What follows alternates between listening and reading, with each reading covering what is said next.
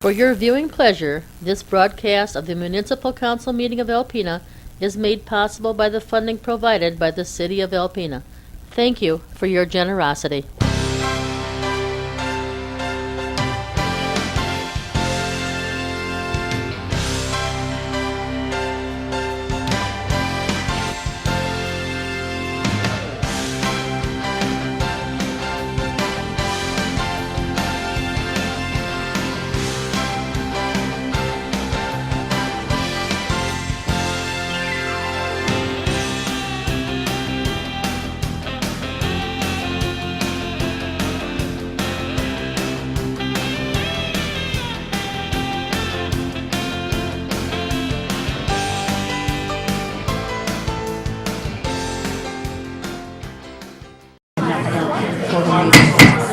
Here we go.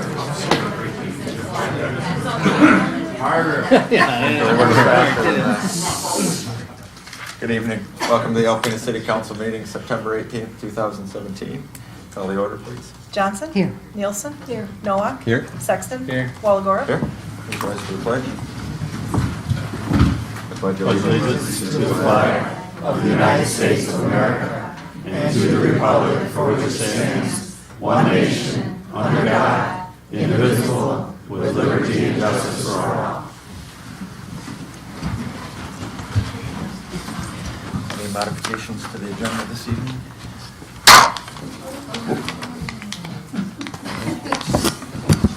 This water.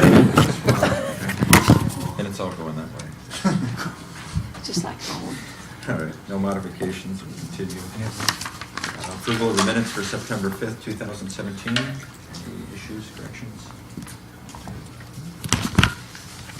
Citizens appearing before council for agenda and non-agenda items are allowed 5 minutes each to address your concerns. If you'd like to do so, please come to the podium and state your name and address for our records.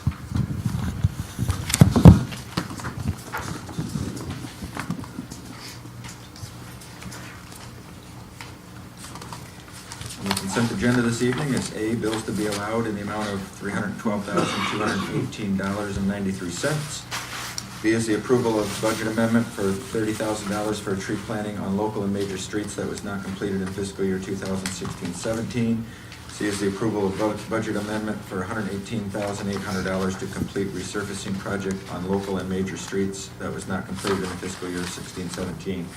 And D is one mayoral reappointment to the Downtown Development Authority for a 4-year term expiring September 1st, 2021 is Joanna Cooper, and one mayoral appointment for a 4-year term expiring September 1st, 2021 is Jeff Mindock. I move we approve the consent agenda as presented. Second. Nielsen? Yes. Nowak? Yes. Sexton? Yes. Walagora? Aye. Johnson? Yes. Presentations, we have the Certificate of Achievement for Excellence in Financial Reporting. Tamer Lewis is here to present that and describe it.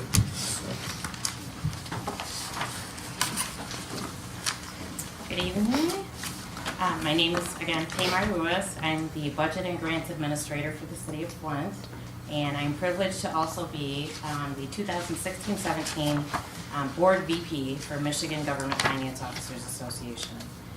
I'm here this evening on behalf of GFOA, which is the finance professionals and officials throughout the United States and Canada. So the national organization is the one that gets the award. But I'm here in Michigan, so you get me. The GFOA wanted to encourage and assist state and local governments to go beyond the minimum requirements of generally accepted accounting principles, or GAAP, to prepare comprehensive annual financial reports, or CAFRs. I know you're all excited about the financial jargon. And the evidence the spirit of transparency and full disclosure, and to recognize individual governments that succeed in achieving that goal. They established the Certificate of Achievement for Excellence in Financial Reporting Program, or the CAFR program, in 1945. The goal of the program is not to assess the financial health of participating governments, but rather to ensure that users of the financial statements have the information they need to do so themselves. So, little anecdote, I am from the city of Flint. We've had 2 emergency management situations, and the first one was not because the financial statements showed we had a problem. The first emergency management was because the financial statements didn't show where we were. So having correct financial statements and up-to-date financials is really important, and it's something that, with this award, gives you a little extra security that you know the financial statements being put out by your community are accurate. The Certificate of Achievement program is to encourage and assist governments in preparing financial statements of the highest quality. By highest quality, the GFOA means reports that accurately and fairly present the financial position and condition of the city. Reports that can be trusted by citizens, elected officials, bonding agents, and other parties with a vital interest in a government's finances. Out of 1,700 cities, villages, and townships in Michigan, 66 municipalities earned this certificate, Alpena being one of them. To earn this Certificate of Achievement for Excellence in Financial Reporting, the financial staff had to prepare and submit a CAFR that substantially conforms to the GFOA's demanding criteria. Preparing a CAFR is an arduous task. Not only does it include the report on the annual audit of the city's finances, it also contains a wealth of information on the city's structure and demographics. Receipt of this award is truly an outstanding achievement. It reflects a high degree of dedication and leadership on the part of the council, city manager, and the mayor. It also reflects professionalism, commitment, and many hours of hard work by your finance team. So I'm going to ask your finance team to come up. Your director, Karen Hebert, and your deputy director, Julie Faniak. Excuse me.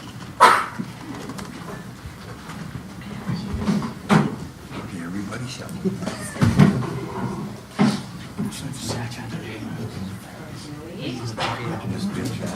Just rained it. See, I got to take last week. Everybody's ragging on me. I was in this, my head was right over in the corner on one couple weeks ago. It was just there was a picture of the paper. And if you looked up just in the corner.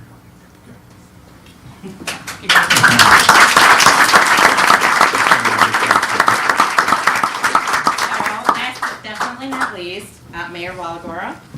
It is my privilege on behalf of the GFOA of the United States and Canada, as well as the Michigan GFOA, to present the city of Alpena with its 22nd Certificate of Achievement for Excellence in Finance Reporting.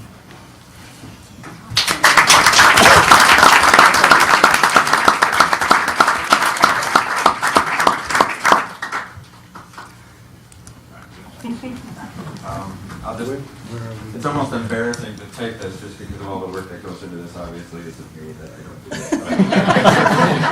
it. Certainly proud to accept it on behalf of the city, and I guess it's appropriate to point out that that Julie was here for probably pretty near all of the 23 awards that we received, and Karen was here for at least 18 or 19 of them, and all of us are aware that this will be the last award that they receive. On that, not because of our accounting ability, but retiring this year, so we can afford to stay a little bit longer. This will be their last time. Bring them back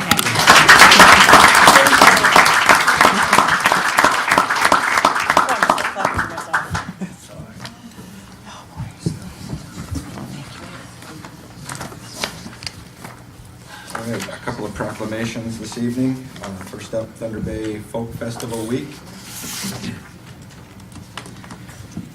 Whereas the nonprofit Thunder Bay Folk Society was started in 2013 for the purpose of fostering traditional music and arts in Northeast Michigan, and whereas this is the 4th annual Thunder Bay Folk Festival, and whereas successful fundraisers, workshops, contra dances, and community performances have been held to promote awareness and support the traditional music, traditional arts, and the upcoming Folk Festival at the Alpena Antique Tractor and Steam Engine Show grounds, and whereas this year's festival will be held September 22nd, 23rd, and 24th. Now, therefore, I, Matthew J. Walagora, by the virtue of authority vested in me as the mayor of the city of Alpena, do hereby proclaim the week of September 18th through the 24th, 2017 as Thunder Bay Folk Festival Week in Alpena, and urge all area citizens to recognize and support the efforts of the Thunder Bay Folk Society. President there is Bonnie Bartz, and I think there's a group. Bring them with you.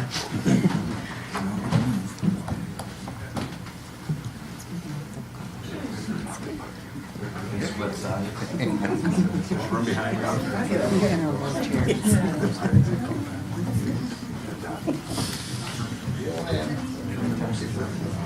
All ages.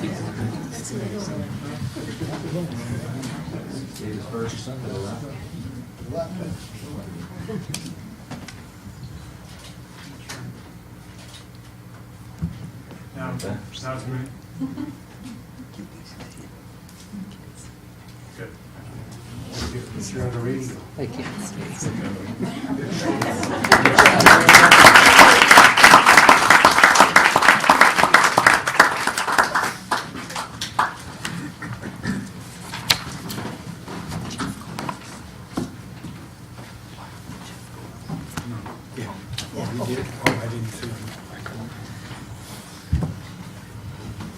And then Breast Cancer Awareness Month. Whereas October 2017 is National Breast Cancer Awareness Month, and whereas the National Breast Cancer Awareness Month is a platform for educating women about the importance of early detection of breast cancer through mammography and other methods, and whereas an estimated 252,710 new cases of breast cancer will be diagnosed in American women during 2017, and about 40,610 women will die this year from the disease. And whereas detection of breast cancer at an early stage greatly improves the chances for successful treatment and survival.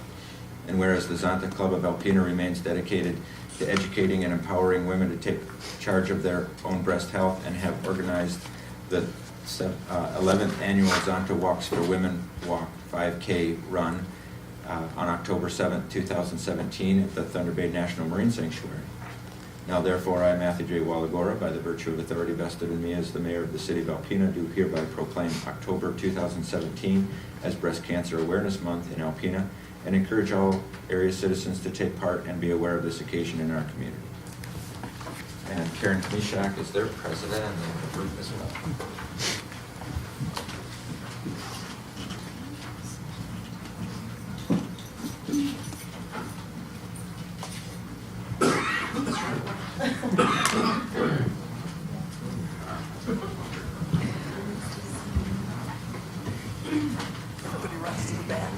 Did you see your picture of the last one?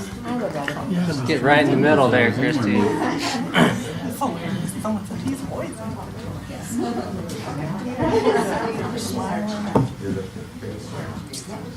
Her head looks small compared to everybody else. Did you see that picture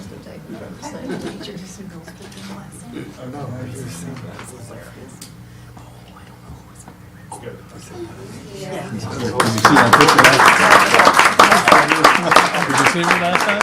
No. I got in there, my head was on the side. He purposely does that.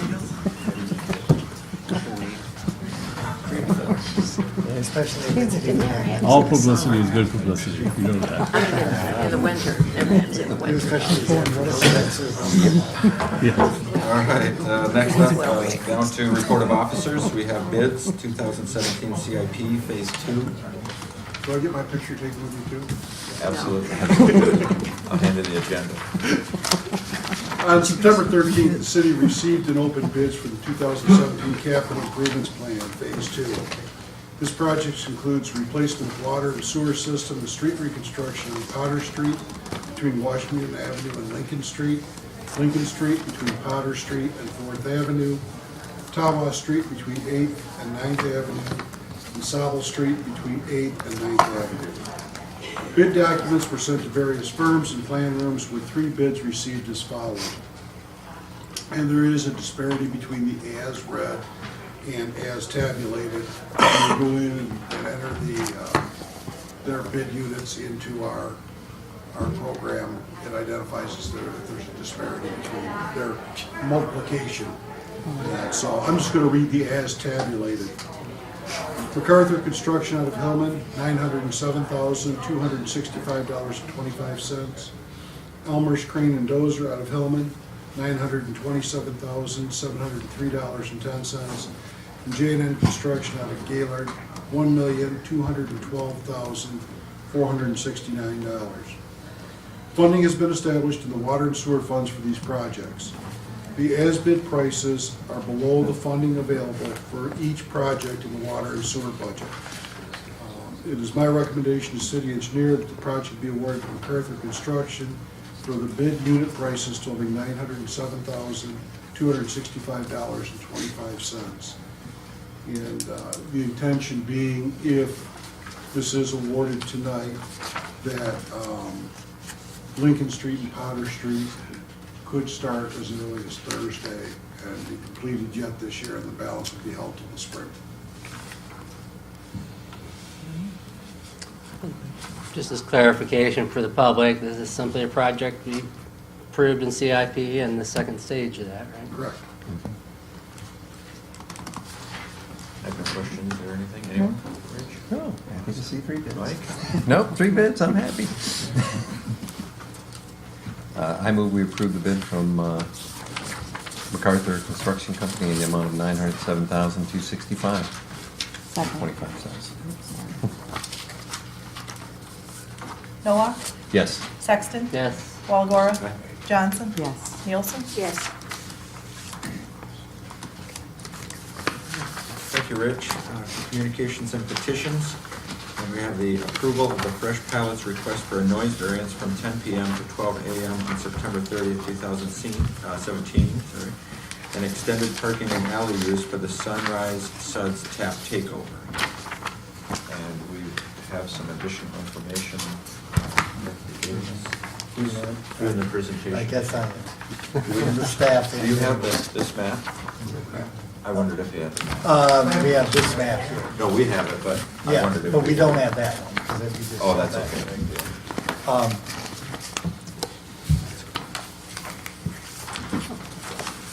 Initially, there was, the request came in and there were questions by staff, and so a meeting was set up, I believe, last week. I was out of town at MML, so I did not attend that, but at that point in time, basically all parties understood what was going on as far as how the event was gonna be organized, when the setup, the security arrangements and so forth. I believe the Liquor Control Commission was also present at that meeting, and everything was agreed upon. Then Friday, there was an additional email at the end of the day with some additional requests. So staff tried to set up a meeting this morning with Eric. Unfortunately, he had another meeting and was delayed, so we actually met and kind of did our staff position on them, and I will go through that. And then Eric did arrive, unfortunately for him, late, but we talked. And I think for the most part, we, again, have some agreement, or generally are in agreement on everything. But I'll just go through some of the additional ones. One was keeping Second Avenue closed until Sunday morning at 9. It would be open by then because of getting the tents down, trying to do it right after midnight or whatever, being difficult, getting crews. And basically, it would involve only the block between River and Chisholm. The rest of the streets, River Street, Park Place, and Second from River up to Carter would be open after the event at midnight or thereabouts, which is good because there would be one business that could be affected if they remain closed on Sunday morning, that being Cabin Creek, and now they will have full access to that as well. Can you expand it so we have the whole? Yeah. So just show where Cabin Creek is, Thank you, Richard. which is right there. So now River Street all the way, between First and Third will be reopened, as well as Second on up to, from River to Carter. So that takes care of that. We said that's what we wanted, and Eric said that's what was planned anyway, so we were in agreement on that. They wanted, regarding the power source out of the alley, that's being worked with, I assume, with Thunder Bay Electric, or Omega, and that's being taken care of as well. The porta johns, or porta potties, those are going to be in an area of the reverse angle parking on River. And they wanted to leave those again until Sunday morning. It'd be easier for those to be picked up then than at midnight. We said fine, but when you initially place them basically towards Third Avenue from Cabin Creek, so they're not sitting in front of Cabin Creek. So that when they're open the next day, people coming in and out, they're not walking right out into those. So we asked them just to move them down, that was no problem. They asked about a sign to be hung over Chisholm Street there by the hospital where the poles are. That's being handled with Omega, who does that, and that will be taken care of, and we have no issues with that. The other had to do, the bigger one, with the parking lot, the Third River parking lot. The request again came through that of wanting to shut that down in the morning and then open it up, I think about 3 o'clock or a little before when the event was going to start. The concern we had was that starting from pretty early in the morning, basically before the stores open and access to the stores is maintained, so they will in all likelihood all be open, or those that normally open on Saturdays, is that all the on-street parking was removed already, was going to be blocked off and unusable, and that then to take away that parking lot, which is a primary one for customers, not only on Second Avenue, but Chisholm, such as the Marketplace, Boland's, things like that, would be a problem, along with the fact that there are some downtown residents who park in that parking lot. Eric did inform me, and I had heard about it earlier, that he was going to get a petition going around to the property, the businesses, which you have a copy of, and I went through it, and it's pretty thorough. I can only think of one that may not be on there, or two. And so with that, I'll leave that up to council. I think as far as I'm concerned, I think I can speak for staff. You can jump in if you don't agree. There won't be a problem if you do. But that if the businesses don't have a problem with it, I mean, I don't either. The one thing that they will need to do is to maintain their security for watching who goes in and out, is that nobody parks in those spots reserved for tenants. I think there's 4. And that those have to be left open all the time for the tenants. So that would be the biggest thing. If they do park there, obviously they will probably be towed. But the easiest is, they have people there anyways, is that they just make sure nobody parks there. And that will keep it. Yes, one other item which I failed to talk to you about, it came up in our meeting, and I apologize for that, was you want the tents to stay up, until the next morning. Is there going to be any need for security around those tents at night or not? We'll keep it there until midnight. But I mean after. No, all the Okay. other stuff will be gone. Okay. And just tents. Okay, because the concern was we really didn't have the personnel to be able to sit and watch that. So we didn't, want to have to commit our police officers, because Saturday night or Sunday morning are often a very busy time. So that was the only other concern. From those on staff who were at the meeting, would that you generally agree with what I have said? Good. And like I say, as far as the businesses, it looks like they're pretty much satisfied with, okay, it's one day, and we will live with that. That's staff's report on this. Like Greg said, the petition here that's signed by the business owner is pretty huge for me, because this isn't my event. Certainly not going to sit here and act like I know what's best to run an event like this. But do have had concerns about the parking lot. Obviously, the tents and everything else seem fine with me. And this document basically says that those that have signed it understand that everything here, and Eric has assured me that they saw these exact same maps that we're looking at, includes the traffic of people, the road closures, and the use of the downtown parking near Sunrise Suns event goers. And I guess I would just like to clarify that they understand that it would be, that parking lot would be closed right up until the event day. And apparently that's so when people do start coming up for the event, they don't come to a full parking lot with nowhere to park. So as long as all of these business owners understand that it'll be closed until then. And my only clarification was going to be, once it is open, will you have to show something or prove that you're part of the event, or it's just, it will open and anyone can use it at that point? It'll just be open, so I mean, even if it's local people, that's fine. Okay. Whoever's- Just wanted to assure some close park. Yeah. So, and that only makes sense, I guess, to me, coming from out of town and automatically don't know where to park and streets are closed, and so everything seems fine to me. Just to build on Matt's comment, this does make a difference because you talk to those businesses.